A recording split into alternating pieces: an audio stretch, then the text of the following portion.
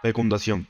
La fecundación es el proceso mediante el cual dos gametos sexuales, uno masculino y otro femenino, se unen posibilitando la creación de una nueva vida. Penetración de la corona radiada. Una vez que toma contacto con la corona radiada, cada espermatozoide, con su acrosoma intacto, trata de alcanzar la membrana pelúcida avanzando entre las células foliculares. Para ello, construye una especie de túnel en el ácido hialurónico que las une, con ayuda de la hialuronidasa que lleva en sus membranas plasmáticas. Luego, gracias a la hiperactivación, se impulsa a los espermatozoides, mientras la hialuronidasa dirige localmente el cemento intracelular. Reacción acrosómica. Cuando el espermatozoide alcanza la membrana pelúcida y se pone en contacto con ella en su parte frontal, se desencadena la reacción acrosómica, que básicamente da lugar a múltiples áreas de fusión entre la membrana externa del acrosoma y la membrana plasmática del gameto. Ello genera la formación de poros y luego la desaparición de ambas membranas. La ZP3 de la membrana pelúcida se acopla a un receptor de la membrana plasmática del espermatozoide, que activa a una proteína G. Esto hace lo propio con la enzima fosfolipasa C, que genera IP3 y DAG a partir del PIP2. El IP3 abre canales de calcio y permite que el ion pase del retículo endoplasmático liso al citosol. Por otro lado, en el espermatozoide, el IP3 se convierte en IP4 y abre canales de calcio. El ion ingresa desde el exterior y se aumenta más la concentración en el citosol.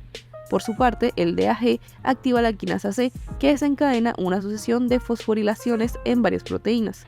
Y finalmente, todos estos cambios hacen que se formen múltiples áreas de fusión entre la membrana agrosómica externa y la membrana plasmática del espermatozoide, y que estas funciones den origen a una serie de orificios que eliminan a las membranas. Sigue la denudación. Esta consiste en el desprendimiento de la corona radiada del ovocito secundario. Aquí, las células foliculares de la corona son separadas por la hialuronidasa que sale de los acrosomas. Luego, en la penetración de la membrana pelúcida, la membrana acrosómica interna queda expuesta cuando desaparece la membrana plasmática y la membrana acrosómica externa. Esta posee el receptor pH20 que interactúa con la ZP2 de la membrana pelúcida.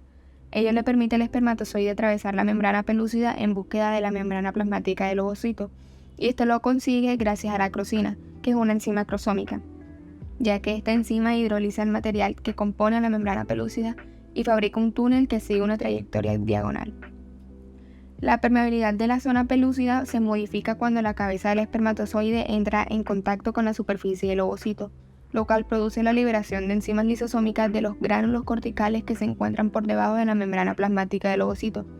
Estas enzimas provocan una alteración de las propiedades de la zona pelúcida que impide que otros espermatozoides penetren la zona. Fusión. Aquí, un sector de la membrana plasmática del espermatozoide se adhiere a la membrana plasmática del ovocito secundario.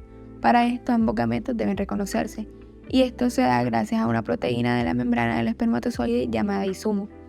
Una vez reconocidos, las membranas adheridas se fusionan y se incorpora el contenido del espermatozoide en el interior del ovocito secundario. Bloque de polispermia. Para que solo se fusione el espermatozoide con el óvulo, ocurren ciertos cambios en la estructura del ovocito, como la alteración de la membrana pelúcida y la expulsión de los espermatozoides atrapados en ella, gracias a las enzimas expulsadas desde los gránulos corticales, que son las vesículas de secreción que la célula huevo posee. Reasunción de la segunda división meiótica. Mientras bloquea la polispermia, el ovocito secundario reanuda la meiosis 2. Esto genera dos células haploides, el óvulo, que pasa a ser célula huevo inmediatamente, y el segundo cuerpo polar. La reanudación de la meiosis 2 es promovida por el DAG. Formación de los pronúcleos. Aquí, los núcleos del espermatozoide y del óvulo pasan a llamarse pronúcleos, y ambos se dirigen a la región central de la célula, donde desarrollan sus cromosomas y se replica el ADN. Luego sigue la singamia, en donde los pronúcleos se colocan uno muy cerca del otro en el centro de la célula y pierden sus cariotenas. Anfimicix. Los cromosomas se vuelven a condensar y se ubican en el plano ecuatorial de la célula. La anfimicix representa el fin de la fecundación. El cigoto. Se trata de la etapa inicial del desarrollo embrionario que ocurre inmediatamente después de la fecundación. El cigoto es el resultado de la unión del óvulo y el espermatozoide, lo que crea una única célula con el material genético de ambos progenitores. Esta célula tiene la capacidad de desarrollarse y dividirse en un organismo completo. Durante el trayecto del cigoto a través de las trompas del falopio hacia el útero, que tarda aproximadamente de 3 a 5 días, las células se dividen mediante un proceso llamado mitosis. Mórula. A medida que el cigoto desciende por las trompas de falopio hacia el útero, sus células se dividen y se forma una estructura compacta llamada mórula. Esta fase ocurre aproximadamente de 3 a 5 días después de la fecundación. Las células son prácticamente indiferenciadas y totipotentes, lo que significa que tienen la capacidad de dar lugar a cualquier tipo de célula del organismo.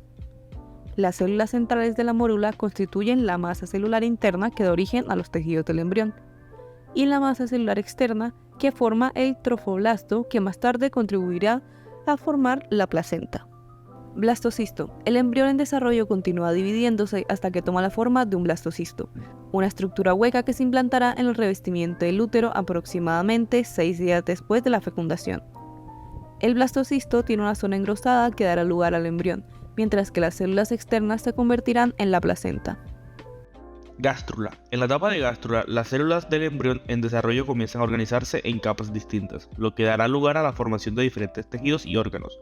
Este proceso es esencial para el desarrollo de estructuras anatómicas y funcionales en el embrión. Embrión. El desarrollo embrionario es una etapa crucial en el crecimiento de un nuevo ser humano. Esta fase comienza después de la implantación del blastocito en el útero, alrededor de la segunda semana después de la fecundación, y se extiende aproximadamente hasta la 10ª semana del embarazo. Durante dicho periodo, el embrión experimenta una rápida diferenciación celular y especialización, que dará lugar a la segunda formación de los organelos y estructuras fundamentales para el cuerpo humano.